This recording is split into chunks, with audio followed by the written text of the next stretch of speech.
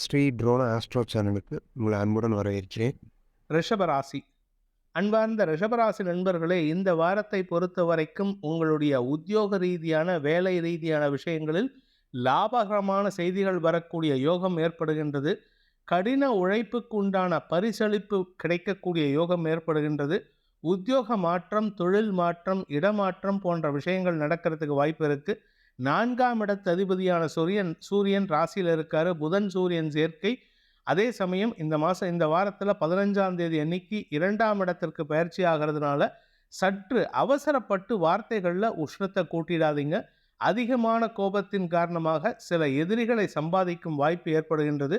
திடீர் ராஜயோகம் உங்களுக்கு வரக்கூடிய சூழ்நிலை வந்து கொண்டிருக்கின்றது. அதனால கொஞ்சம் பொறுமையாக இருக்கணும். அவசரப்பட்டு வார்த்தைகளை விட்டுட்டீங்கன்னா இழப்பு உங்களுக்கு தேடி வரும்.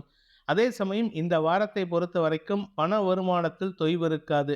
2ஆம் இடத்து அதிபதி ராசியிலே இருக்காரு. அதே சமயம் 2ஆம் இடத்து அதிபதியான புதன் உங்களுக்கு எதிரியாக இல்லை. அதனால கவலைப்பட வேண்டாம்.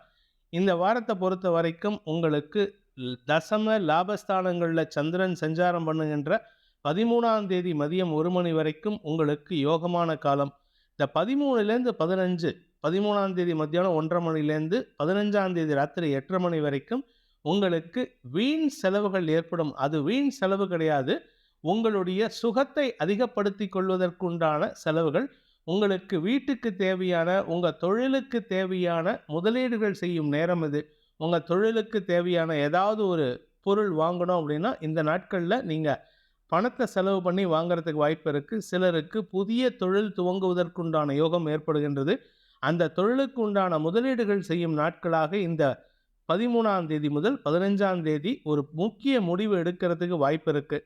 15ஆம் தேதி முதல் உங்களுக்கு சந்தோஷமான அனுபவங்கள், அறிவுபூர்வமான சிந்தனைகள் ஏற்பட்டு எதிரிகளையும் சமாளிக்கும் ஆற்றல் ஏற்படுகின்றது. திருமண வயதில் இருப்பவர்களுக்கு இந்த நாட்களில் திருமண யோகம் கைகூடுவதற்குண்டான வாய்ப்புகள் இருக்குது. அதே சமயம் பார்ட்னர்ஷிப் பிஸ்னஸ் பண்ணுறவங்க பார்ட்னர்ஸ்கிட்ட கொஞ்சம் சற்று சங்கடத்தை சந்திக்கும் வாய்ப்பு இருக்கிறதுனால கவனமாக இருந்துக்கோங்க. உங்கள் பார்ட்னர்ஸ் சில இடக்கு முடக்கான குதர்க்கமான பேச்சுக்களை வெளிப்படுத்தி உங்களுக்கு சங்கடத்தை ஏற்படுத்துவார்கள். அதிக பிரசங்கித்தனமாக பேசுவாங்க. ஏன்னா 7ஆம் இடம் அப்படிங்கிறது விருச்சிக ராசி. விருச்சிக ராசிக்கு 2ஆம் இடம், உங்கள் பார்ட்னருக்கு 2ஆம் இடத்துக்கு குரு பார்வை இருக்கிறதுனால அவர்களின் பண தேவைகள் அதிகரிக்கிறதுக்கும் அவர்கள் பண வரவுகள் இருக்கிறதுனால உங்களை கொஞ்சம் உதாசீனப்படுத்துவாங்க. அதை பற்றி கவலைப்படாதீங்க. ஏன்னா உங்களுக்கு நேரம் வரும் பொழுது அவர்கள் உங்களிடம் வந்து கைகட்டி மண்டியிடக்கூடிய யோகம் வரும்.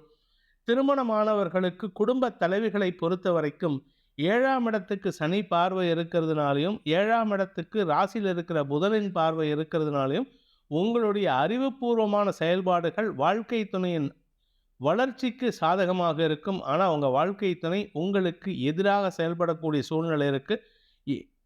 எதிரித்தனத்துடன் செயல்படுவார்கள். அவர்களின் மனதில் உங்களின் மீது காழ்ப்புணர்ச்சி வளரக்கூடிய சூழ்நிலை இருக்குது. குடும்பஸ்தானம் 2ஆம் இடம் அப்படிங்கிறது உங்களுடைய குடும்பஸ்தானம். அந்த குடும்பஸ்தானாதிபதி ராசியில் இருக்கார், ரிஷபராசியிலே இருக்கார். அந்த ரிஷபராசிக்கு சந்திரன் வருகின்ற 15 முதல் 18ஆம் தேதி வேதை பொருத்தம் ஏற்படுகின்ற காரணத்தினால எதிரிகளையும் சமாளிக்கும் பேராற்றல் ஏற்படக்கூடிய வாய்ப்பு ஏற்பட்டு அதன் மூலமாக உங்களுக்கு புதிய வாய்ப்புகளை பெறக்கூடிய யோகத்தை ஏற்படுத்துகின்றது. சொந்தமாக தொழில் பண்ணுறவங்களுக்கு, வியாபாரம் பண்ணுறவங்களுக்கு, சிறு தொழில் பண்ணுறவங்களுக்கெல்லாம் இந்த வாரம் உங்களுக்கு சாதகமான பலன்களை ஏற்படுத்தும். உத்தியோகத்தில் இருக்கிறவங்களுக்கு கடின உழைப்பு தேவைப்படக்கூடிய சூழ்நிலை.